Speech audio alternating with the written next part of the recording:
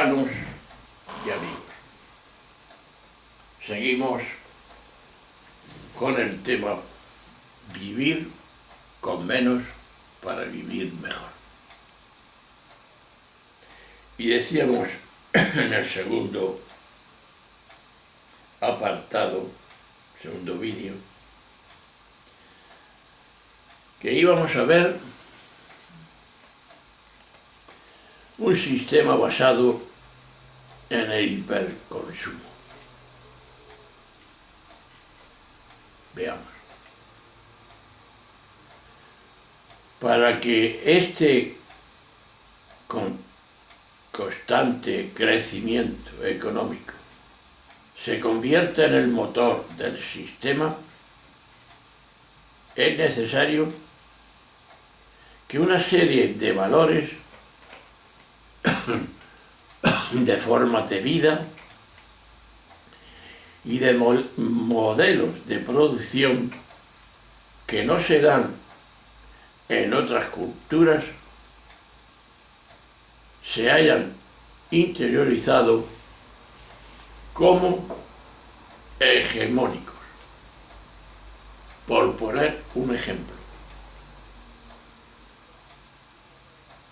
este constante crecimiento no habría sido posible sin el denominado hiperconsumo, es decir, un consumo cada vez más acelerado de bienes que no son ni básicos ni necesarios, sino sobre todo superfluos, que es lo que hacemos muchas veces.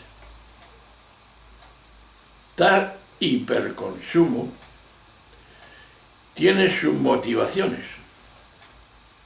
Ciertamente, la posesión de determinados bienes nos permitió ser más autónomos frente al azar y a la naturaleza.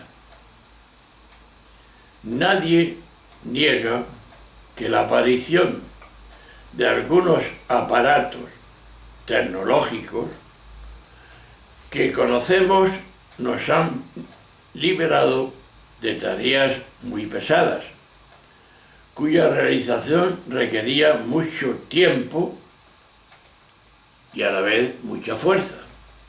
Esto es verdad.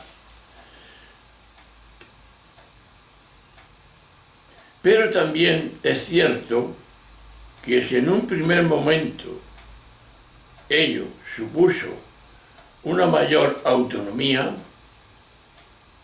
esta ha ido perdiendo cuando se ha pasado a consumir de forma compulsiva y cuando se han creado dependencias en relación a la posesión de determinados bienes. El acumular por acumular. Este constante consumo también se ha visto favorecido por medidas que los productores han ido, generando con la única finalidad de impedir que el mecanismo se detenga. Y me refiero a fenómenos como, por ejemplo,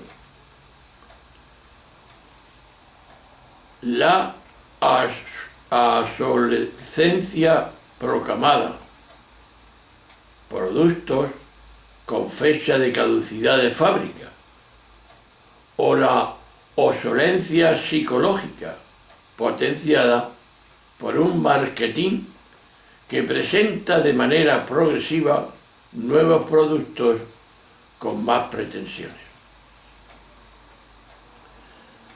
Seguramente existen bases psicológicas que expliquen esta insaciabilidad humana, pero ha sido el propio sistema capitalista el encargado de que el hiperconsumo se transforme en uno de los pilares de nuestra sociedad. Por desgracia, hoy en día poseemos cosas no representadas tan solo poseer bienes materiales para satisfacer necesidades materiales, sino que la mera posesión de tales bienes tiene de por sí un fuerte papel simbólico, ya que da estatus y contribuye una identidad, posibilitando así la participación en la vida social. Pero asimismo, la posesión de determinados bienes constituye un lenguaje en la medida en que actúa como si fuera una ampliación de nuestro yo, el ego. También la posesión de determinados bienes para actuar como un sucedáneo de carácter pseudo-religioso, ofreciendo imaginarios sueños para escapar de la dura realidad donde estamos y vivimos. Un yo o ego que se encuentra vacío de sentido, o un yo o ego que se siente solo, es proclive a buscar un sentido a su vida en la posesión de bienes a los que el marketing se ocupa de presentar como horizontes y, por desgracia, de plenitud, que es falso. Como mayor sea el vacío que se experimente, más está expuesto a ser manipulado por el marketing, algo que el mercado sabe muy bien, porque no es tonto. Pese a que el imaginario asociado al consumo no llegue nunca a realizarse y solo genere frustración. Paradójicamente resulta que este fracaso se convierte en el éxito del hiperconsumo, ya que hace que entremos en una rueda imparable en la que cada vez es más urgente satisfacer el deseo de adquirir nuevos bienes. Es una cadena que nos tiene cogidas. El consumo nos consume a todos. Si en el pasado primero se arraba y solo una vez que se había conseguido reunir la cantidad suficiente se compraba, en la actualidad a través de las fórmulas como los créditos fáciles y rápidos. El tiempo transcurrido entre el deseo y su satisfacción prácticamente ha desaparecido. Esta dimensión es muy peligrosa, porque ahora lo veremos. ¿No te parece que hay un mito que empieza a ser cuestionado? Veamos. Hasta hace poco, la noción positiva de crecimiento no se cuestionaba. Crecer significaba pasar de una situación a otra en la que ganamos algunas cosas que no teníamos y que necesitábamos, o por lo menos que queríamos necesitar. El mantra del crecimiento constante va muy ligado a la noción de progreso que aparece en las sociedades modernas. Una fe que nos lleva a creer que podemos ir mejorando infinitamente, dominando la naturaleza y controlando el azar para ponerlos a nuestro servicio. Y si no sabemos, de esta manera vamos reduciendo las tareas de tipo más manual, combatimos las enfermedades y hacemos más previsible las catástrofes naturales que se dan y se están dando con mucha frecuencia. ¿Qué pasa? Que el crecimiento se ha convertido ¿en qué? En un ídolo. Pero este ídolo ha tenido siempre los pies de barro. No han dado sentido profundo a lo que quería ser. Claro, esta idea de crecimiento y progreso no existía en las sociedades agrarias tradicionales, en las que el tiempo tenía una dimensión más cíclica, las estaciones, las cosechas, y los avances tecnológicos se producían, por lo general, con gran lentitud. Esto es verdad. Así pues, crecer se asocia con la mejora de los condicionantes de vida y, en último término, con una determinada imagen de lo que es la felicidad humana. Empleando una terminología religiosa, podríamos decir que el crecimiento se ha convertido, como hemos dicho antes, en un ídolo.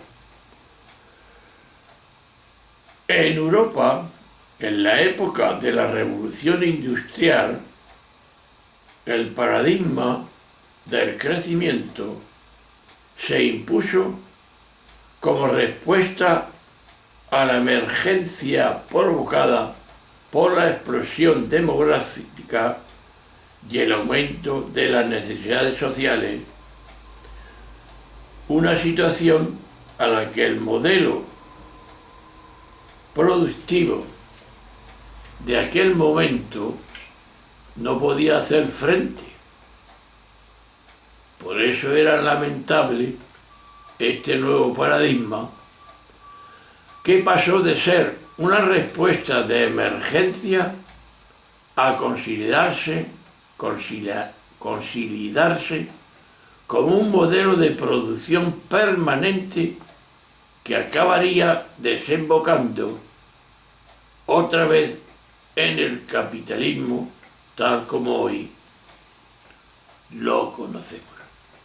Grave. Pero el ídolo ha tenido siempre los pies de barro, como hemos dicho al principio, ya que se ha erigido sobre un asiento de las víctimas, no todas las visualizadas como la explotación y destrucción de la naturaleza, explotación de la fuerza de trabajo, el colonialismo, explotación y manipulación del papel de las mujeres, tan marginadas como siempre. La naturaleza y el trabajo se han supeditado al crecimiento durante décadas, hasta a partir de los 70 empezó a hablarse de superpoblación y agotamiento de los recursos naturales. Recordemos y no olvidemos todos el famoso informe Meadow, que reflejaba esta preocupación, aunque lo hacía centrándose en el crecimiento y en la superpoblación de los países del entonces llamado Tercer Mundo, y en la amenaza que esa situación representaba para ese mismo primer mundo. Fue en torno a los 90 cuando, a partir de los primeros informes del IPCC, Grupo Intergubernamental de Expertos del Cambio Climático, se pusieron encima de la mesa los temas del calentamiento global y de los residuos generados no absorbibles. Desde entonces, las consecuencias del cambio climático se han vuelto tan evidentes que cada vez son menos los que dudan de que el calentamiento global es un hecho que pone en tela de juicio la continuidad actual modelo de ese crecimiento ilimitado. Pero existe otro hecho que cuestiona el actual modelo, que es la creciente desigualdad social dentro de las propias sociedades. Es decir, la economía capitalista ha creado mucha riqueza, pero no la ha distribuido bien, circunstancia que no ha dejado de acentuarse desde la corriente neoliberal se impuso en los años 80 del siglo pasado. Claro, esta desigualdad está afectando incluso a aquellos países que se han regido por los modelos del estado de bienestar más redistributivos, algo que está provocando que poco a poco se vaya disociando el concepto de crecimiento económico del bienestar y en sentido amplio. Pero no obstante, todavía hay quien, aún reconociendo la problemática, considera que un mayor crecimiento acabará solucionando los efectos negativos de ese crecimiento generador de desigualdades. Los que dicen esto creo que no saben lo que dicen, creo yo. Y lo demuestra expresiones como esta: la propia tecnología encontrará soluciones al cambio climático. Es necesario crecer más económicamente para poder distribuir mejor. El mal de los países pobres se debe, dicen ellos, a que no están suficientemente globalizados. Tienen que entrar en el mercado global y de ese modo disfrutarán de sus beneficios. Pues vamos apañados. Pero, afortunadamente, ya no todo el mundo acepta según qué argumentos, porque a finales del siglo XX aparece en serie de movimientos heterogéneos que cuestionan el modelo de crecimiento ilimitado y postulan otras maneras de vivir en otros modelos de felicidad distintos a los que propone la cultura hegemónica, a pesar de su heterogeneidad.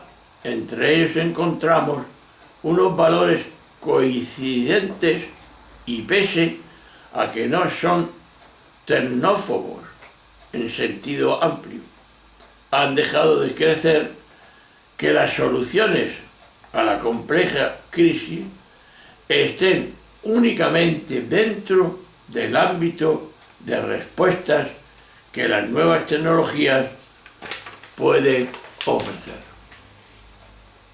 Todo esto es falso. Y tenemos que estar al loro para que no nos metan